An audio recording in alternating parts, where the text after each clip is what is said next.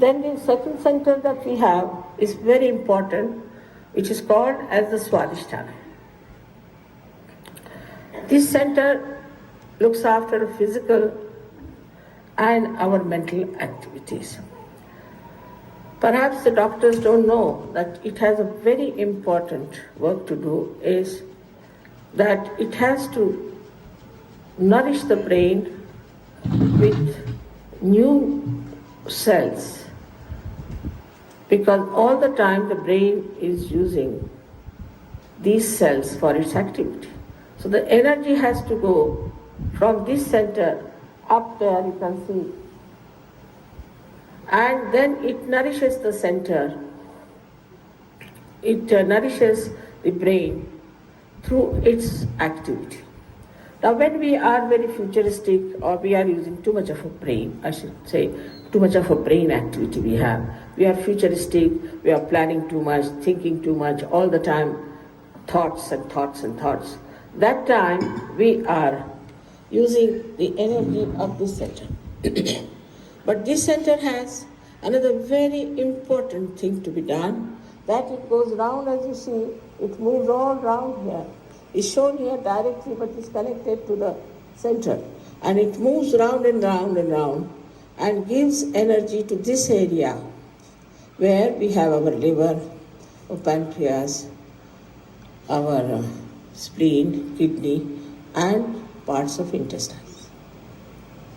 Now, if we start exhausting ourselves with too much thinking, then the main work of the center suffers, and that's how we develop all these diseases of all these organs. Like, for example, with liver, you develop a liver problem. Liver problem means that liver has a function to emit heat from your body, which is poison, into the bloodstream. But when liver gets upset, we should say, the heat is retained in the liver. It passes upward and downward. When it passes upward, it affects a center there, as you can see, what we call as the right heart. And people develop what we call the disease as asthma. And when it passes downwards, it reaches the kidneys and coagulates, and you get kidney troubles, for which we have to go on dialysis and ultimately to die. So this heat is created because our liver is out of gear.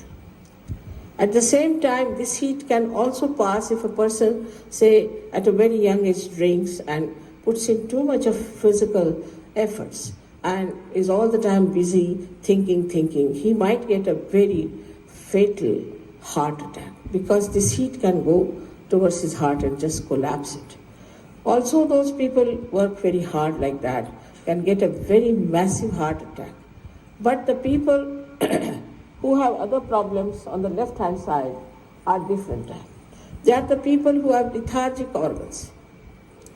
These organs do not work. And when they do not work, then they have all the other problems of the left side, as we call it. And this also causes another serious problem of psychosomatic troubles. Now, the essence of this center is that it is creativity. When the Kundalini nourishes the center, people become extremely creative. Now you have seen these artists who are playing here. They were very simple, ordinary artists, but after coming to Sahaja Yoga, suddenly they have bloomed so much.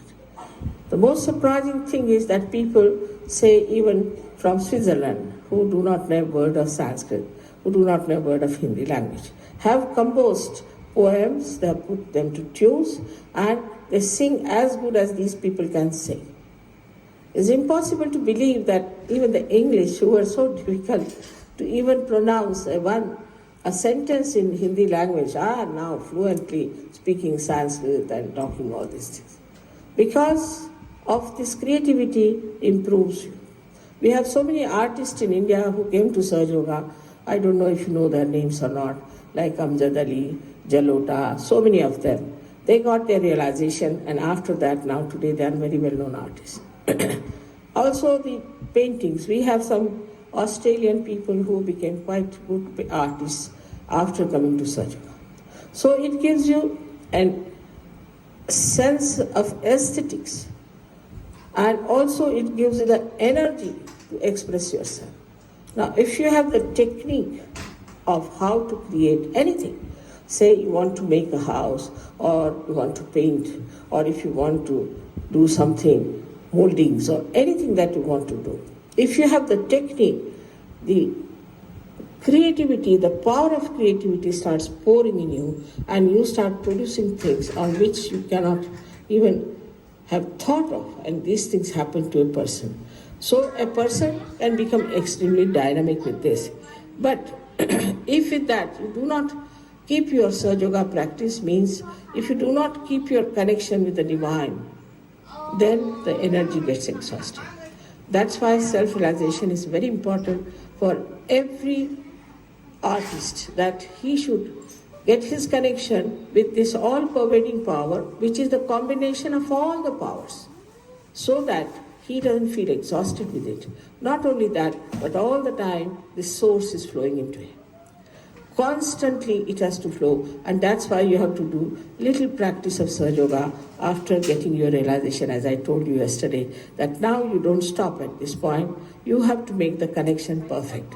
Without the connection, it may be that you may go down. So it's best is to keep your connection on and work it out, to give full respect to yourself, to your being.